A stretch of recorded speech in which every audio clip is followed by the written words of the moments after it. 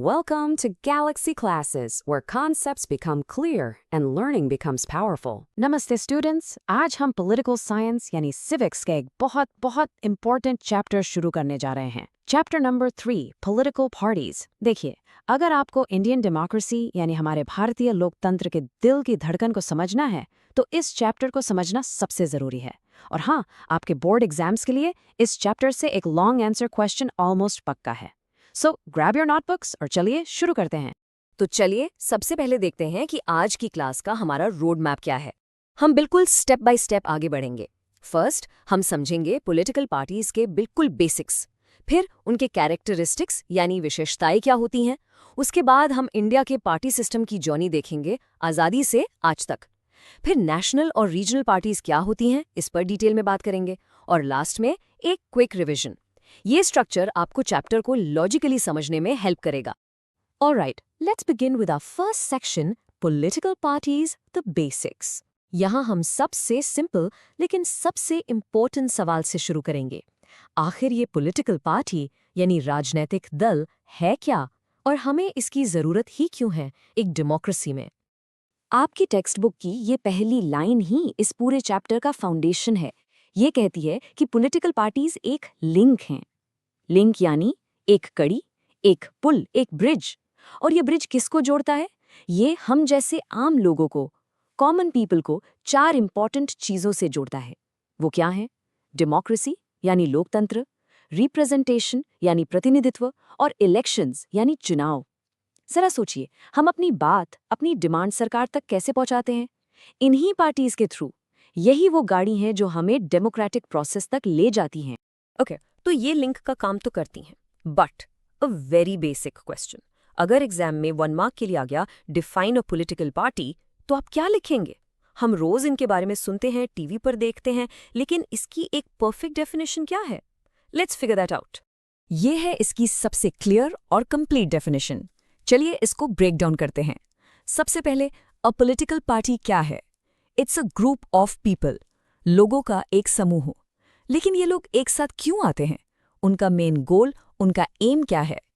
इस डेफिनेशन में 3 golden phrases हैं, इन्हें हमेशा याद रखिए। नंबर 1, टू कंटेस्ट इलेक्शंस यानी चुनाव लड़ना।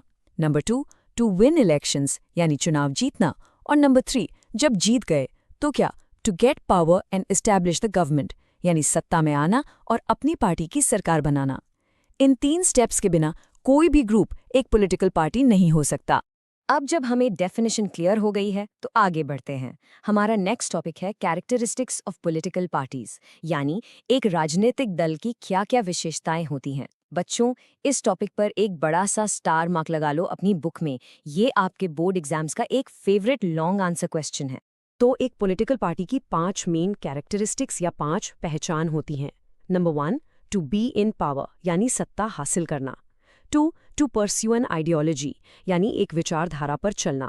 3, to have a party agenda मतलब एक काम करने का प्लान होना। 4, टू एस्टैब्लिश अ गवर्नमेंट यानी सरकार बनाना। And finally number 5, to act as a link यानी जनता और सरकार के बीच पुल का काम करना। चलिए अब इन 5 पॉइंट्स को आराम से एक एक करके डिटेल में समझते हैं। पहला point, to be in power. किसी भी पॉलिटिकल पार्टी का सबसे पहला, सबसे प्राइमरी ऑब्जेक्टिव क्या होता है? पावर में आना, सत्ता हासिल करना। सिंपल। लेकिन कैसे? किसी भी तरह से नहीं, थ्रू फेयर इलेक्शंस यानी निष्पक्ष चुनाव के जरिए। इसी पावर को पाने के लिए पार्टीज आपस में compete करती हैं, और ये जो कंपटीशन है ना, ये कोई बुरी चीज नहीं है। आपकी टेक्स्ट बुक कहती है कि अ डेमोक्रेसी के लिए ये कंपटीशन नेचुरल भी है और हेल्दी भी। नेचुरल क्यों? क्योंकि पावर के लिए रेस तो होगी ही। और हेल्दी क्यों? क्योंकि इस कंपटीशन की वजह से हम वोटर्स को चॉइस मिलती है। Second characteristic, to pursue an ideology. हर पॉलिटिकल पार्टी की एक आइडियोलॉजी होती है। आइडियोलॉजी का हिंदी में मतलब है विचारधारा, यानी उस पार्टी की एक खास सोच। इस सोच में क्या क्या शामिल होता है?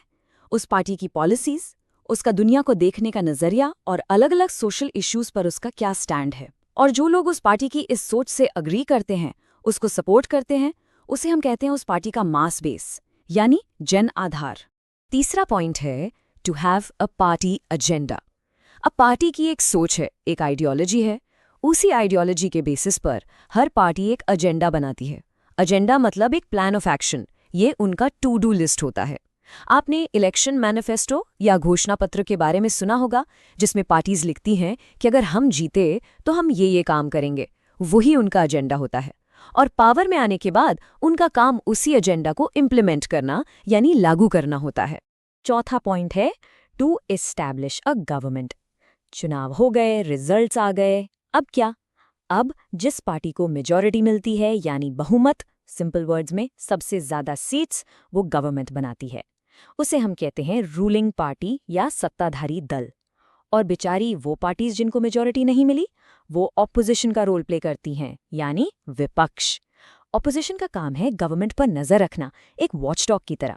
एक स्ट्रांग डेमोक्रेसी के लिए एक मजबूत सरकार और एक मजबूत विपक्ष दोनों जरूरी हैं। और पांचवी आखिरी characteristic, to act as a link. वही पुल वाली बात।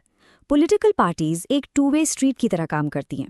एक तरफ ये लोगों की परेशानियों को, उनकी डिमांड्स को, उनकी शिकायतों को सरकार तक ले जाती हैं, और दूसरी तरफ ये सरकार जो नई पॉलिसीज बनाती है, जो नई स्कीम्स लाती है, उन्हें आम लोगों तक पहुंचाती है और सिंपल लैंग्वेज में समझाती है। चलिए, कैरेक्टरिस्टिक्स समझ ली। अब हम एक बहुत ही इंटरेस्टिंग हिस्टोरिकल जर्नी पर चलते हैं। हम देखेंगे कि इंडिया का पार्टी सिस्टम यानी दल प्रणाली 1947 से लेकर आज तक कैसे बदली है, कैसे इवॉल्व हुई है।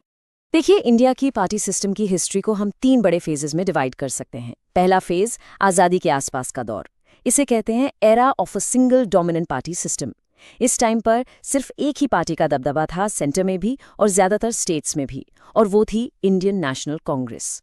फिर आया दूसरा फेज 1977 में, जब पहली बार नॉन कांग्रेस पार्टीज ने मिलकर इस डोमिनेंस को चैलेंज किया। और तीसरा फेज शुरू हुआ 1989 के बाद, जिसे हम कोलिशन एरा या गठबंधन का युग कहते हैं, जहां किसी एक पार्टी को फुल मेजॉरिटी नहीं मिलती और कई पार्टीज को मिलकर सरकार बनानी पड़ती है। अब इंडिया की बात करने से पहले चलिए देखते हैं दुनिया में कितने तरह के पार्टी सिस्टम्स होते हैं। मोटे तौर पर 3 तरह के। पहला है वन पार्टी सिस्टम, जहां पावर हमेशा एक ही पार्टी के हाथ में रहती है। इसका बेस्ट एग्जाम्पल है चाइना। दूसरा है टू पार्टी सिस्टम, जहां पावर 2 मेन पार्टीज के बीच में बदलती रहती है, कभी ये कभी वो, जैसे यूएसए में डेमोक्रेट्स और रिपब्लिकन्स। और तीसरा है मल्टी पार्टी सिस्टम, जहां बहुत सारी पार्टीज आपस में पावर के लिए कम्पीट करती हैं। और इसका सबसे बड़ा एग्जाम्पल है हमारा देश, इंडिया। शुरू में जब इंडिया में कोalition गवर्नमेंट्स यानी गठबंधन सरकारें बनने लगी, तो बहुत से एक्सपर्ट्स ने कहा कि अरे ये तो बहुत अनस्टेबल होगा, ये सरकार तो 5 साल चल ही नहीं पाएगी, जल्दी गिर जाएगी। लेकिन आपकी टेक्स्ट बुक एक बहुत इंपॉर्टेंट पॉइंट बताती है कि इंडिया ने इस डर को, इस बिलीफ को गलत साबित कर दिया। टाइम के साथ a coalition system in India has stabilised यानी स्थिर हो गया है। अब ये हमारे पॉलिटिकल सिस्टम का एक नॉर्मल हिस्सा है। अब हम आ गए हैं इस चैप्टर के सबसे इंपॉर्टेंट सेक्शंस में से एक पर, नेशनल पार्टीज। यहाँ हम समझेंगे कि इलेक्शन कमीशन ऑफ इंडिया किसी भी पार्टी को नेशनल पार्टी का दर्जा या स्टेटस देने के लिए क्या शर्तें रखता है, और इंडिया की मेन नेशनल पार्टीज कौन कौन सी हैं। एग्जाम के लिए ये बहुत जरूरी है। यहाँ बिल्कुल ध्यान से सुनिए। इलेक्शन कमीशन ने 2 कंडीशंस रखी हैं और पार्टी को इनमें से कोई भी एक पूरी करनी होती है। कंडीशन ए, पार्टी को लोकसभा या असेंबली इलेक्शंस में कम से कम 4 स्टेट्स में टोटल जितने भी वैलिड वोट्स पड़े उसका 6% मिलना चाहिए। और इसके साथ एक और चीज़, एंड उसके कम से कम 4 MPs लोकसभा में जीतने चाहिए। ये है पहली शर्त। अगर ये पूरी ना हो तो और दूसरी शर्त है कंडीशन बी, पार्टी को लोकसभा की टोटल 543 सीट्स में से कम 2% सीट्स जीतनी होंगी, और ये सीट्स कम से कम 3 अलग अलग स्टेट से आनी चाहिए। दोनों में से कोई एक कंडीशन पूरी करो और नेशनल पार्टी का टैग ले लो। तो चलिए कुछ में नेशनल पार्टीज से मिलते हैं। सबसे पहले इंडियन नेशनल कांग्रेस, जो 1885 में बनी थी। इसे इंडिया की सबसे पुरानी पार्टी भी कहते हैं। इसकी कोर आइडियोलॉजी क्या है? सेक्युलरिज्म यानी धर्मनिरपेक्षता, डेमोक्रेटिक सोशलिज्म यानी सोशल वेलफेयर पर फोकस और वीकर सेक्शंस का कल्याण। दूसरी तरफ भारतीय जनता पार्टी, जो 1980 में बनी। इसकी कोर आइडियोलॉजी है कल्चरल नेशनलिज्म यानी भारतीय संस्कृति और विरासत पर आधारित राष्ट्रवाद, और साथ ही इकोनॉमिक रिफॉर्म्स को बढ़ावा दे। अब आते हैं कम्युनिस्ट पार्टीज पर। कम्युनिस्ट पार्टी ऑफ इंडिया यानी CPI 1925 में बनी। इनकी आइडियोलॉजी मजदूरों और किसानों के वेलफेयर पर फोकस्ड है और ये कैपिटलिज्म को अपोज करती है। कैपिटलिज्म यानी पूंजीवाद। फिर 1964 में इस पार्टी में एक स्प्लिट हुआ और एक नई पार्टी बनी, communist party of India Marxist यानी CPI-M। ये पार्टी सोशलिज्म, सेक्युलरिज्म और डेमोक्रेसी में विश्वास रखती है और ये इंपीरियलिज्म यानी साम्राज्यवाद का विरोध करती है। Next let's talk about the Bahujan Samaj party या BSP जो 1984 में बनी। इसका मेन ऑब्जेक्टिव है बहुजन समाज को रिप्रेजेंट करना। बहुजन समाज मतलब scheduled castes, scheduled tribes, OBCs और रिलीजियस माइनॉरिटीज। फिर आती है नेशनलिस्ट कांग्रेस पार्टी यानी NCP जो 1999 में कांग्रेस से अलग होकर बनी। ये डेमोक्रेसी, इक्वालिटी और सेक्युलरिज्म की वैल्यूज में बिलीव करती है और महाराष्ट्र में एक मेजर पॉलिटिकल फोर्स। और अब ऑल इंडिया तृणमूल कांग्रेस जो 1998 में बनी। इस पार्टी को 2016 में नेशनल पार्टी का दर्जा मिला। इसके भी कोर प्रिंसिपल्स हैं डेमोक्रेसी, सेक्युलरिज्म और समाज के कमजोर वर्गों के हितों की रक्षा करना। इसका मेन इन्फ्लुएंस वेस्ट बंगाल में है। चलिए अब जरा नंबर्स देखते हैं। ये टेबल आपकी टेक्स्ट बुक से ही ली गई है। इसमें 2009 और 2014 के लोकसभा इलेक्शंस के रिजल्ट्स हैं। जरा ध्यान से देखिए। इंडियन नेशनल कांग्रेस 2009 में 206 सीट्स और 2014 में सिर्फ 44। और इसके आगे भारतीय जनता पार्टी 2009 में 116 सीट्स और 2014 में सीधे 282। ये डेटा हमें साफ साफ दिखाता है कि इंडियन पॉलिटिक्स में कितना बड़ा बदलाव आया था। इस डेटा को अब एक बार चार्ट में देखते हैं। विजुअल्स हमें चीज़ों को बेहतर याद रखने में हेल्प करते हैं। देखिए 2009 में कांग्रेस का ब्लू बार बीजेपी के ऑरेंज बार से कितना लंबा है, लेकिन 2014 में देखिए अचानक से कितना बड़ा बदलाव आया। बीजेपी का ऑरेंज बार आसमान छूने लगा और कांग्रेस का ब्लू बार कितना छोटा हो गया। ये चार्ट 5 साल में इंडियन पॉलिटिक्स के बदलते हुए चेहरे को साफ दिखाता है। नेशनल पार्टीज के बाद अब हम बात करेंगे रीजनल पार्टीज की, यानी क्षेत्रीय दल। इंडिया इतना डाइवर्स देश है, यहाँ हर स्टेट, हर रीजन की अपनी अलग पहचान है, अपनी भाषा, अपना कल्चर है और इन्हीं रीजनल फीलिंग से जन्म लेती हैं रीजनल पार्टीज। रीजनल पार्टीज को समझने से पहले हमें रीजनलिज्म या क्षेत्रीयवाद शब्द को समझना होगा। ये क्या होता है? ये तब होता है जब लोगों के अंदर अपनी भाषा, अपने कल्चर और अपने रीजन के लिए एक बहुत स्ट्रॉन्ग फीलिंग ऑफ अफिनिटी यानी अपनापन आ जाता है। ये अपनापन उनकी रीजनल आइडेंटिटी बन जाता है और इसी आइडेंटिटी के बेसिस पर वो अपने रीजन के विकास और पॉलिटिकल पावर के लिए मांग उठाते हैं। इंडिया में रीजनल पार्टीज का नेचर भी टाइम के साथ बदला है। इसे हम 3 स्टेजेस में देख सकते हैं। स्टेज 1, शुरू में कुछ रीजनल मूवमेंट्स सेपरेटिस्ट थे, यानी वो देश से अलग होना चाहते थे। स्टेज 2, 1990s के बाद इनकी डिमांड्स बदली। अब वो अलग होने की नहीं, बल्कि अपने स्टेट के लिए ज्यादा ऑटोनॉमी मांगने लगे। ऑटोनॉमी यानी स्वायत्ता, ज्यादा पावर। और अब स्टेज 3, आज ये रीजनल पार्टीज नेशनल पॉलिटिक्स के मेन स्ट्रीम का हिस्सा बन गई हैं और सेंटर में कोलिशन गवर्नमेंट्स में इंपॉर्टेंट रोल प्ले करती हैं। चलिए कुछ एग्जाम्पल्स देखते हैं। महाराष्ट्र में शिवसेना जो 1966 में बनी, इसका मेन ऑब्जेक्टिव मराठी लोगों के कल्चर और उनके राइट्स को प्रोटेक्ट करना है। नॉर्थ में चलें तो पंजाब में शिरोमणि अकाली दल जो 1920 से है।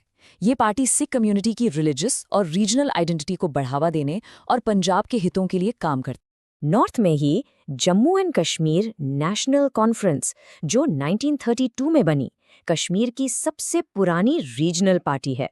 इसका फोकस कश्मीरी लोगों के हितों और स्टेट की ऑटोनॉमी पर रहा है। अब नीचे साउथ में चलते हैं। तमिलनाडु में द्राविड़ा मुन्नेत्र कज़ागम यानी DMK। ये पार्टी एक सोशल मूवमेंट से निकली है और इसका main objective Tamil identity, culture और भाषा की रक्षा करना है। तो स्टूडेंट्स, इसके साथ हमने इस चैप्टर के सभी इंपॉर्टेंट टॉपिक्स को कवर कर लिया है। अब चलिए एंड में क्विक रिकैप कर लेते हैं ताकि सारे मेन पॉइंट्स आपके दिमाग में एकदम फ्रेश हो जाएं। एग्जाम के लिए रिवीजन बहुत ज़रूरी है।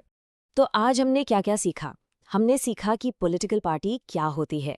हमने उसकी 5 की कैरेक्टरिस्टिक्स को डिटेल में डिस्कस किया। हमने इंडियन पार्टी सिस्टम के 3 अलग अलग दौर देखे।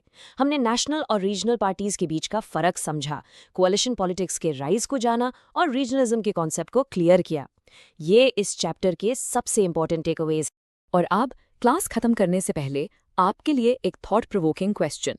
महात्मा गांधी, विनोबा भावे और जयप्रकाश नारायण जैसे ग्रेट थिंकर्स ने एक पार्टीलेस डेमोक्रेसी का सपना देखा था, यानी एक ऐसा लोकतंत्र जिसमें कोई पॉलिटिकल पार्टी ही ना हो। क्या आपको लगता है आज के टाइम में ऐसा सिस्टम पॉसिबल है? और अगर हाँ, तो कैसे? इस पर जरूर सोचना। All the best for your studies. This lesson was brought to you by Galaxy Classes, created only for study and concept clarity.